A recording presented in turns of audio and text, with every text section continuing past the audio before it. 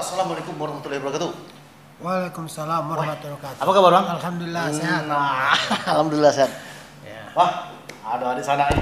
Nah, Assalamualaikum di sana. Apa kabar dimanapun Anda berada, tentunya yang menyaksikan channel podcast ini.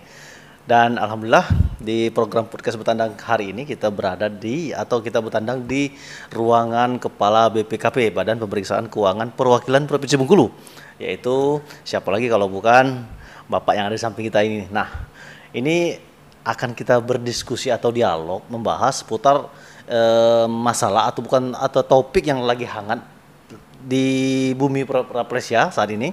Nah, apa itu nanti kita akan diskusikan dengan beliau selaku memang orang yang berkompeten terhadap topik yang akan kita diskusikan. Langsung saja ya tanpa berpikir panjang kita minta abang yang di depan saya ini untuk memperkenalkan diri nih. Bang, silakan nih Bang, perkenalkan dengan di sana yang menonton tayangan podcast ini, Bang. Oh iya, terima kasih. Assalamualaikum warahmatullahi wabarakatuh. Waalaikumsalam. Nama saya Iskandar Novianto.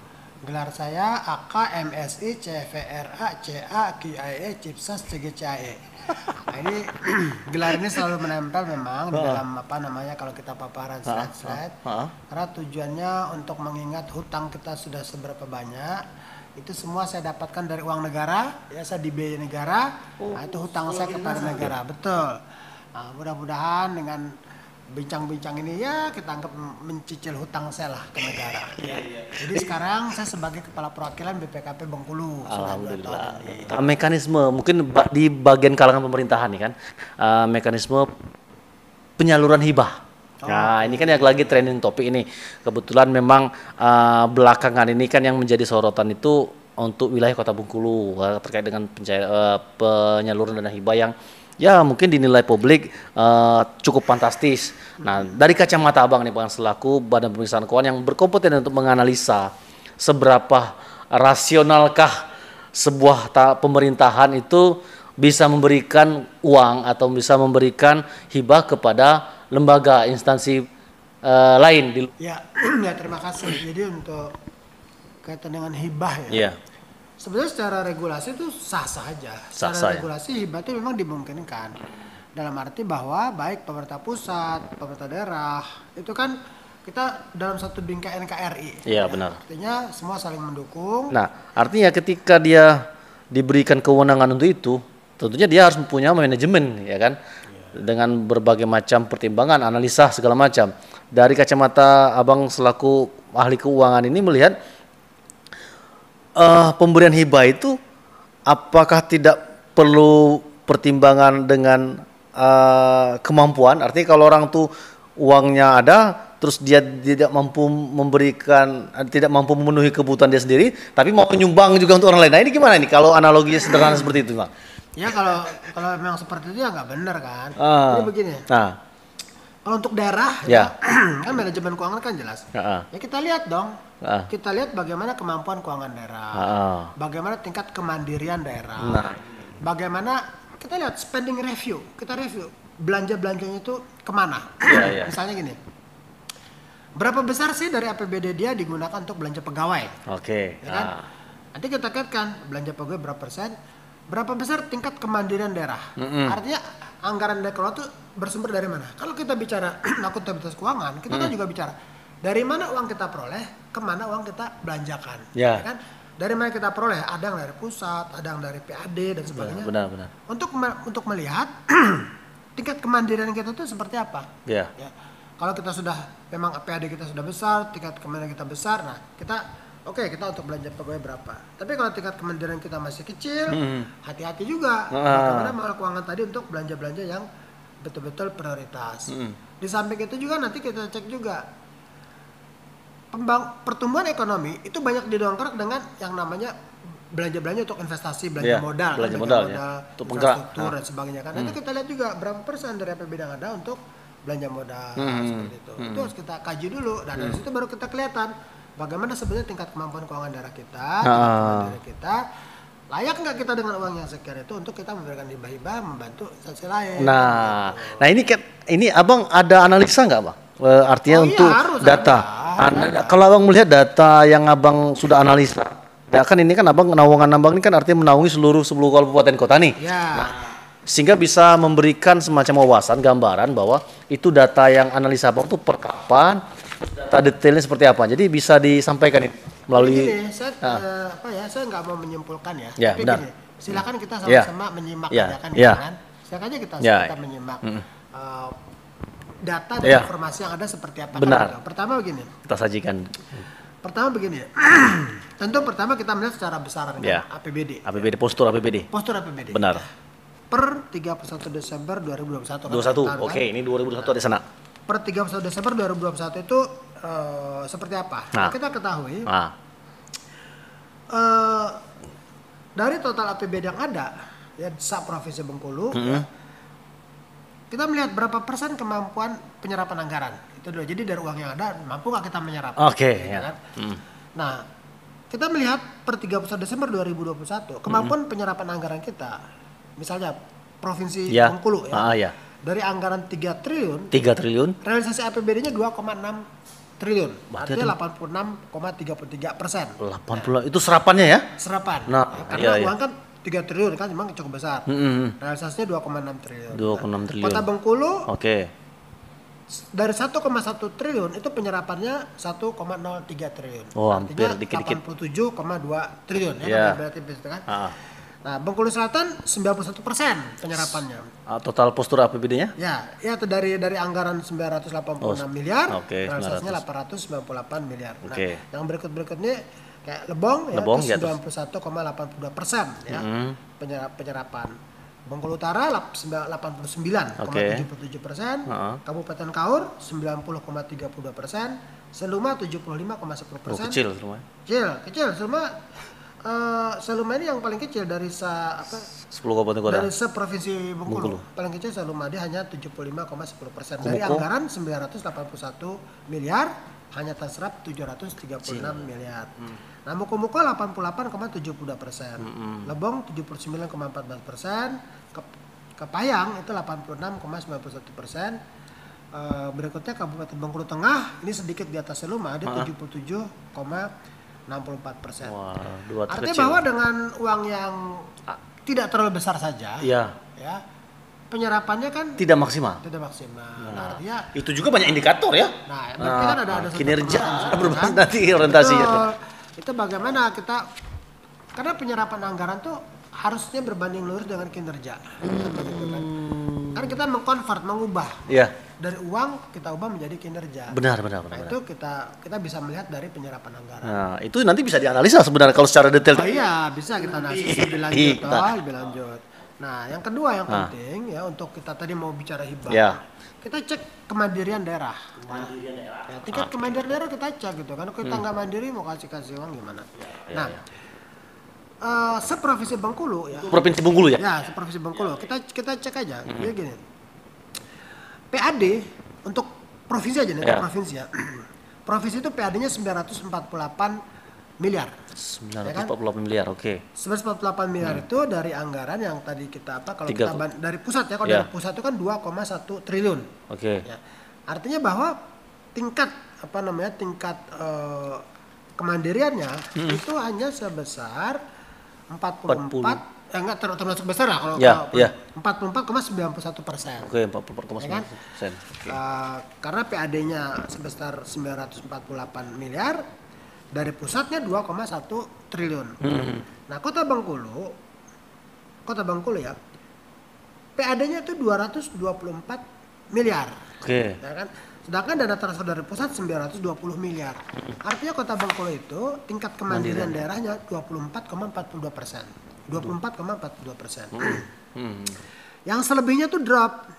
Rejang Lebong misalnya kan itu hanya 10,11% tingkat kemandiriannya. Kecil. Turun lagi Muko 8,42%. Nah itu udah gawat tuh kan. Turun lagi Kaur. Kaur 8,16%. Repot kita kalau bicara tingkat kemandirian 8,16% kan. Kenapa gitu kan. Bengkulu Utara turun lagi 7,83. Drop lagi Bengkulu Selatan 6,63. Drop lagi Kepayang 5,41. Bengkulu Tengah lebih jatuh lagi 4,7. Lebih jatuh lagi Seluma 3,67.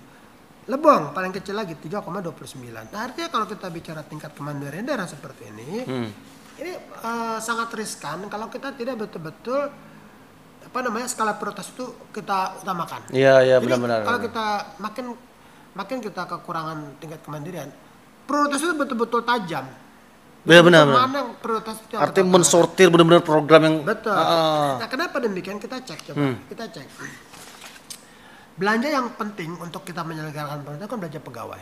Ya, itu paling banyak. Belanja pegawai dulu kita cek. Nanti baru kita bicara yang lain-lain untuk pembangunan. Belanja pegawai kita lihat dari tingkat kemandirian tadi yang rata-rata di bawah 10%. Ya. Ternyata untuk belanja pegawai kita belanja pegawainya. Ya. Itu rutin tuh belanja pegawai itu setiap tahun. Dan harus. Iya, karena untuk menjalankan roda pemerintahan. Ya. Belanja pegawai misalnya.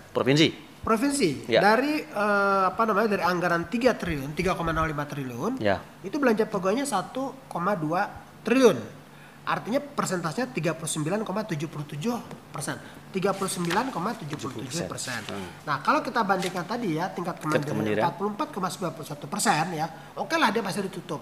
Ya kan dari PAD-nya dia bisa masih menutup untuk belanja pegawai. Dari PAD ya? Dari PAD ya.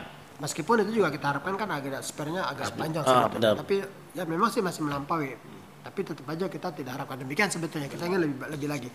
Nah, berikutnya kita cek itu tadi provinsi 39,77%. Nah lalu kita lihat misalnya Bengkulu Selatan belanja pegawainya itu 45,93%. Ini Bengkulu Selatan 45,93%. Pada saat tingkat kemandiriannya di bawah 10%. Nah, Rejang Lebong juga begitu. Rejang Lebong belanja pegawainya 45,06%. Bengkulu Utara 41,86%. Kaur paling kecil nih dari seluruh provinsi paling kecil belanja pegawainya Kaur itu 30,85%. Tapi tetap saja dibandingkan kemandirian kan juga rendah kan gitu. Seluma 41,58%, Muko 39,68%, Lebong 34,44%, Kepayang 37,53%, Bengkulu Tengah 38,19%. Kota Bengkulu 50,34%. Jadi belanja pegawai Kota Bengkulu itu di atas 50%. 50,34. PAD 24% toh? 24%. 20% itu. 20%. Jadi artinya ini bahwa untuk belanja pegawai saja kita belum mandiri sebetulnya kan gitu. Belum mandiri. Artinya sisa uang kita yang dari 100% tadi ya Kota Bengkulu ya. Artinya dari anggaran 1,1 triliun belanja pegawainya 591 triliun, sisanya yang tidak sampai 50% tadi itu harus betul-betul prioritas. Pemetaan. Betul-betul prioritas. Bagaimana kita melihat prioritas tadi? Pertama begini, setelah kita pilah-pilah untuk belanja pegawai sekian. Nah, kita tahu bahwa yang menjadi trigger untuk pertumbuhan ekonomi itu belanja modal. Belanja modal. Karena persentase harus dibesarkan sebenarnya. Ya, untuk infrastruktur, jalan, jembatan, bangunan pasar dan sebagainya itu kan semua belanja modal. Kita lihat berapa persen sih dari APBD kita untuk belanja modal kan. Nah, ini yang perlu kita genjot lagi ya. Artinya dari analisis kita tahun 2021 ini menjadi catatan kita bagaimana postur APBD di 2022 agar kita bisa lebih baik kan gitu. Benar. Bisa gini, rasio belanja modal yang paling tinggi, belanja modal yang paling tinggi persentasenya itu di Lebong. Lebong itu 21,70% rasio belanja modal. Artinya dari total pagu anggaran 686 miliar, dia dialokasikan untuk belanja modal 149,20%. Itu Lebong. Nah, yang paling rendah itu 10,56% itu di Kabupaten Bengkulu Selatan. Itu belanja modalnya paling kecil ya, 10,56%. Dari anggaran 969 miliar itu belanja modalnya 102 miliar.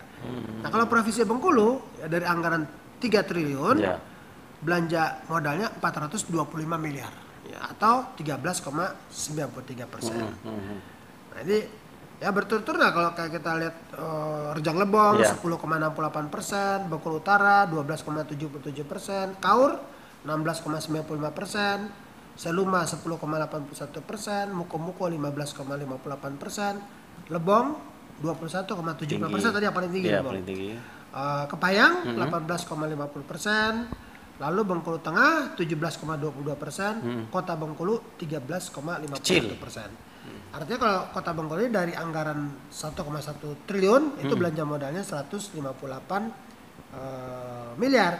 Nah, kalau secara secara absolut angka tadi kan yang paling besar belanja modal kalau secara angka itu kan di provinsi 425 miliar. Tapi secara persen dia tetap rata-rata 13, postur APBD tadi ya. Postur APBD tadi. Nah, tadi yang saya katakan paling tinggi Lebong 21,70%, tapi kan angkanya kan hanya 149 miliar karena dari APBD juga yang tidak terlalu besar. Ya. Tapi kita di dalam menganalisis data, kita menggunakan, meskipun kita tidak bisa melepaskan diri dari angka-angka absolut ya, total angkanya berapa itu, persentase itu sangat membantu kita. Karena persentase tadi kan menunjukkan petanya itu ada di mana dia. Iya. Anggaran tadi ada di mana.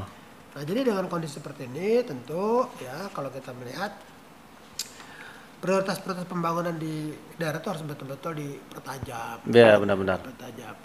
Sehingga apa? Sehingga dengan anggaran yang sangat terbatas, dengan tingkat kemandirian yang masih rendah, dengan belanja pegawai yang masih tinggi. Nah, ini prioritas utama tentu untuk kinerja daerah yang bisa di triggernya dari belanja modal. Nah, artinya kan di sini dengan data yang disampaikan, analisa yang disampaikan oleh Kepala BPKB Provinsi Bengkulu Pak Iskandar Novianto ini, bahwa ini bisa jadi acuan bagi pemerintah untuk alokasikan untuk menyusun program di program 2022 mestinya kan. Nah, makanya diharapkan mungkin dari pemerintah provinsi maupun pemerintah kabupaten kota bisa melibatkan atau menggandeng BPKP untuk menganalisis. Artinya dengan data ini artinya menjadi acuan bagi pemerintah, bagi para pemangku kebijakan baik eksekutif dan legislatif untuk tidak royal. Artinya kan memang Nah, kaitan dengan belanja modal yang menjadi motor penggerak. Betul. Betul sekali. Iya kan, Om? Ya. Nah, nanti memang kita juga di dalam menganalisis kemampuan keuangan daerah memang tidak terbatas hanya ini.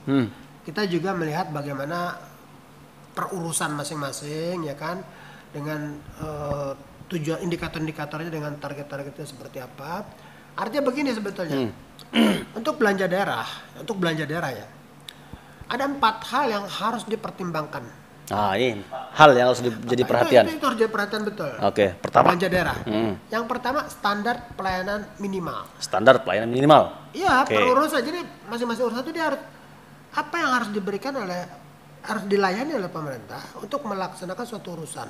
Itu dicek betul. Ya misalnya pendidikan, kesehatan, lingkungan hidup. Ini standar pelayanan minimal dia harus menghasilkan kinerja sebesar apa. Gitu loh. Itu satu. Standar pelayanan minimal. Yang minimalnya berapa? Kenapa kita katakan minimal? Karena kalau dia di bawah minimal itu berarti kita sudah failed gitu loh di dalam memberikan pelayanan publik. Jadi katakan minimal. Ini minimalnya harus dikerjakan gitu loh. Itu satu, ya. Yang kedua tuh standar analisis belanja. Jadi gini. Yang pertama kan kita bicara kualitas. Kita bicara mutu layanan, jenis dan mutu atau jenis dan kualitas dari suatu pelayanan publik. Minimal seperti apa diberikan kepada rakyatnya kan. Nah, yang kedua, kalau kita sudah tahu bahwa kita harus memberikan pelayanan dalam bentuk apa, bagaimana kualitasnya, yang kedua, kita masuk ke keuangannya. Standar analisis belanja. Itu yang ketiga ya? Yang kedua. Yang pertama itu kan standar pelayanan minimal. Yang kedua standar analisis belanja. Jadi, untuk melaksanakan suatu kegiatan yang merupakan penjabaran dari suatu program, istilah kita tuh cascading lah ya.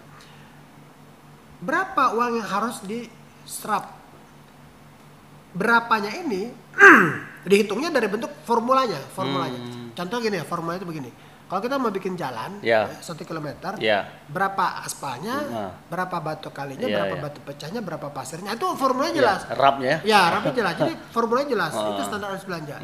Jadi jangan sampai kita mau bikin kue donat, terigunya 5 kilo, lebih, gulanya 1 kilo, itu kan kacau kan. Jadi formula itu standarnya, standar analisis belanja. Nah, yang ketiga, tolak ukur kinerja. Tolak ukur kinerjanya. Jadi kalau kita bicara program kegiatan itu harus jelas. Apa indikator yang menunjukkan program tadi berhasil? Ya kan indikator harus jelas kan. Tolak ukur kinerjanya harus jelas. Nah, yang keempat yang penting juga standar satuan harga. Karena standar satuan harga itu bicara harga-harga input. artinya tingkat keekonomisan kita membuat suatu kegiatan. Ya misalnya kan tadi kan kita bicara mau bangun jalan, jembatan toh, itu kan pasirnya berapa, betul. Nah itu harus ada harga-harga input. Jadi kalau pasir 1 kubik berapa, satu drum berapa, itu harga satuannya harus jelas, standar satuan harga. Jadi nggak boleh dia melampaui standar satuan harga, itu udah bisa terjadi nanti ketidakekonomisan. Gitu. Jadi ada yang menarik dari pernyataan Abang dari 4 poin tadi ya. Yang poin ketiga ini, jadi bahwa memang program atau kegiatan yang dilakukan tuh harus apa tadi poin ketiga tadi? Bisa tolak ukur kinerja. Tolak ukur kinerja, bahwanya bukan tolak bukan ketika kerjaan itu sudah selesai beres, tapi tidak berfungsi, ya kan Bang? Iya, nah, misalnya bangun jembatan, tapi ternyata jembatan itu tidak digunakan untuk masyarakat banyak. Nah ini memang, gimana? Karena memang ternyata tidak dibutuhkan. Nah iya. Makanya, penting juga untuk pemilahan atau analisis itu Bang. Makanya Pak, itu di dalam pengelolaan keuangan negara atau daerah, ada 7 tahapan yang harus dikawal ketat. Nah 7 tahapan. Ada 7 tahapan. Yang tahapan pertama itu kita bicara perumusan kebijakan, atau boleh kita tambahkan perencanaan, kita gabung satu. Kan? Baik perumusan kebijakan, oke lah kita gabung dengan perencanaan. Itu tahap pertama. Perencanaan. Jadi perencanaan, kalau perencanaan sudah gagal, udahlah kita udah nggak bisa bicara lah. Sebenarnya itu adalah.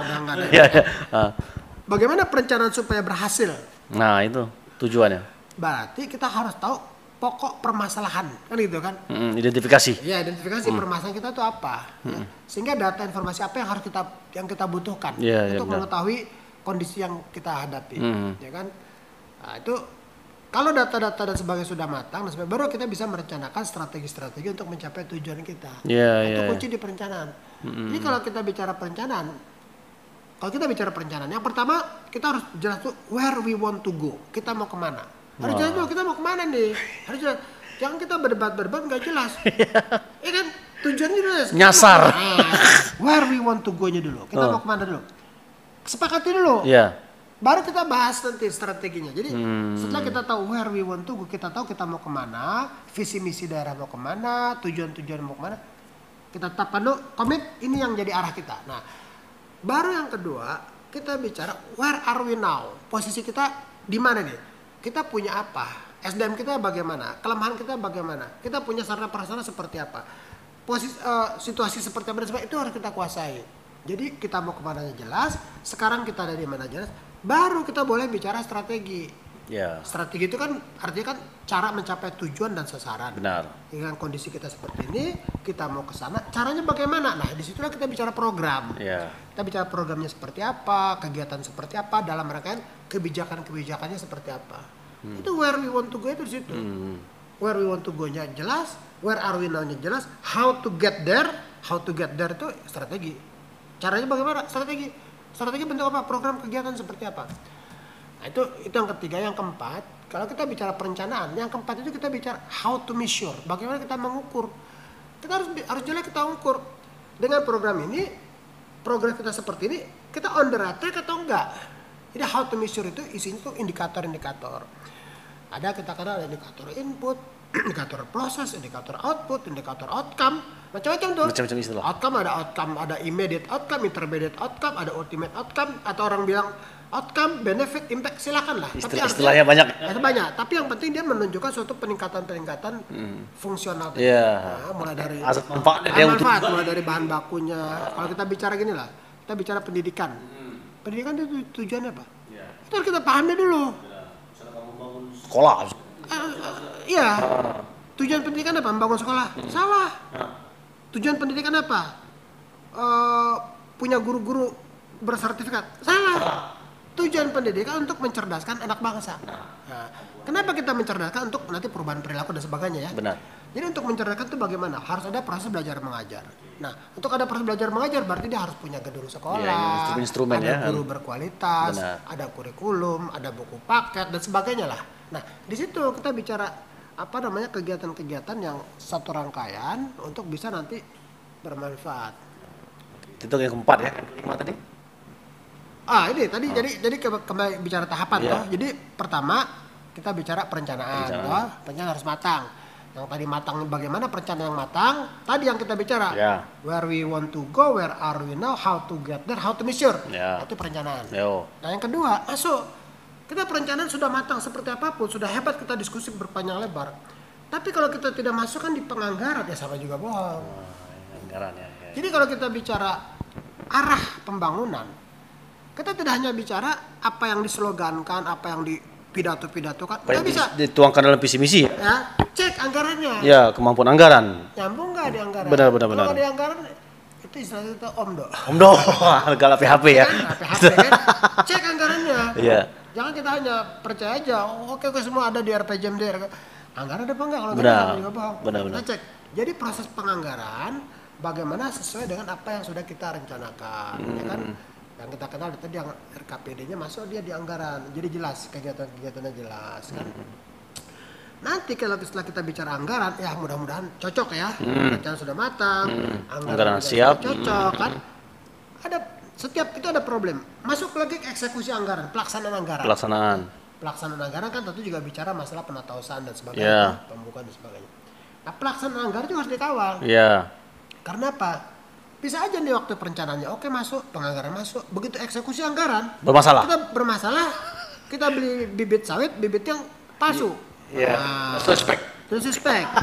Volumenya kurang. Ya, nah itu yang waktunya terlambat. Kerap terjadi. Ya kan, pupuk datang, musim tanam udah lewat. Kayak gitu loh. Bermasalah. Jadi memang eksekusi anggaran juga sangat penting. Artinya kapan kita menganggarkan. Jadi harus jelas semua itu SMA-nya. Siapa melakukan apa tuh, kapan itu harus jelas. Itu di penganggaran.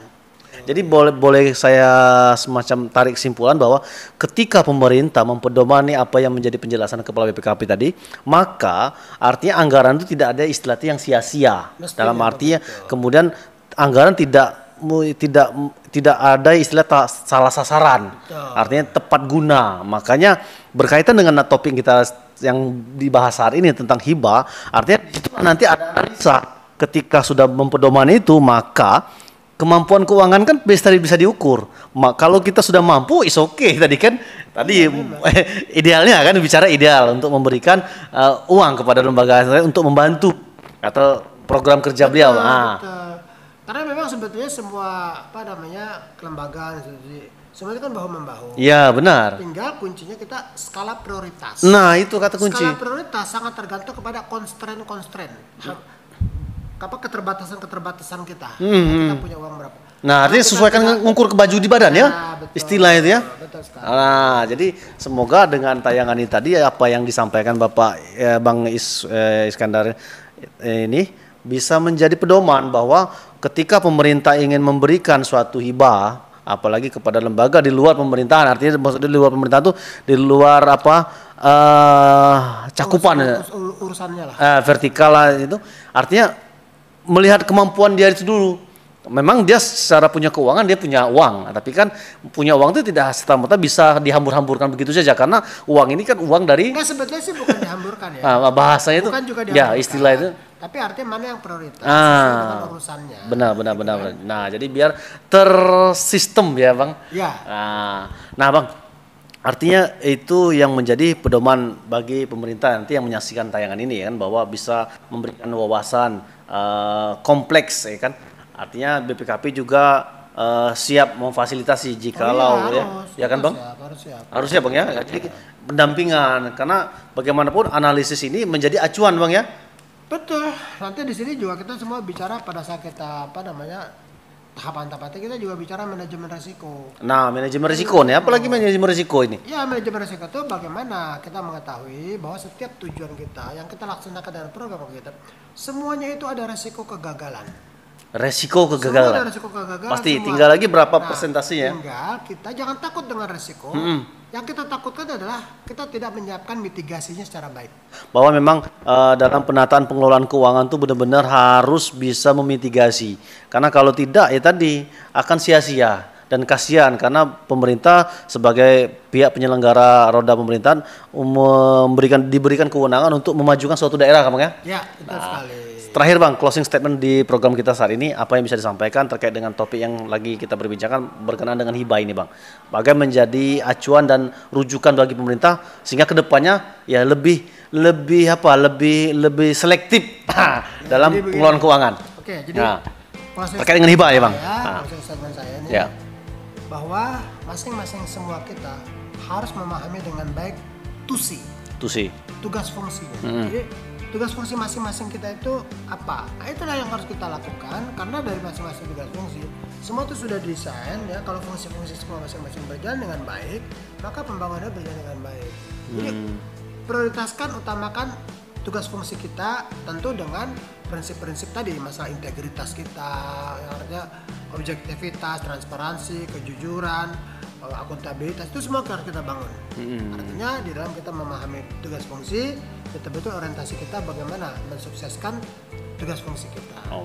Tadi rangkaiannya tadi kan dengan manajemen risiko dan sebagainya. Gitu. Nah, jadi itu closing statement disampaikan oleh Bapak Iskandar terkait dengan bagaimana suatu penataan pengelolaan keuangan pemerintah itu bisa berjalan secara maksimal dan optimal bagi pelayanan masyarakat. Karena bagaimanapun pemerintah diberikan kewenangan itu, dan sehingga peran BPK tentunya bisa dimanfaatkan untuk melakukan pendampingan, untuk melakukan advokasi, sehingga tidak keluar dari apa yang menjadi rambu-rambu. Karena manajemen reformasi keuangan tadi ya, berkaitan itu menjadi penting, sehingga ke depan bisa lebih baik. Bang, terima kasih Bang atas waktunya. Semoga Bang selalu sehat. Semoga Abang selalu dalam keadaan jauh dari terlalu sukses lah intinya untuk ke depannya Bang. Dan di akhir video ini kami ingatkan jangan lupa untuk tetap like, komen.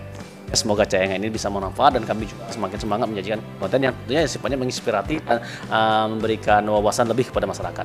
Bang, ke akhir kata saya undur diri nih Bang. Dan jangan bosan-bosan, nanti kita akan ada episode selanjutnya supaya bisa memberikan edukasi khususnya di bidang keuangan Bang ya. Siap. Nah, ini sebagai rambu-rambu, sebagai wawasan kita bersama. Dan akhir kata kita tutup dengan tagline kita Bang, ya kan? Bedepis ya. Oke.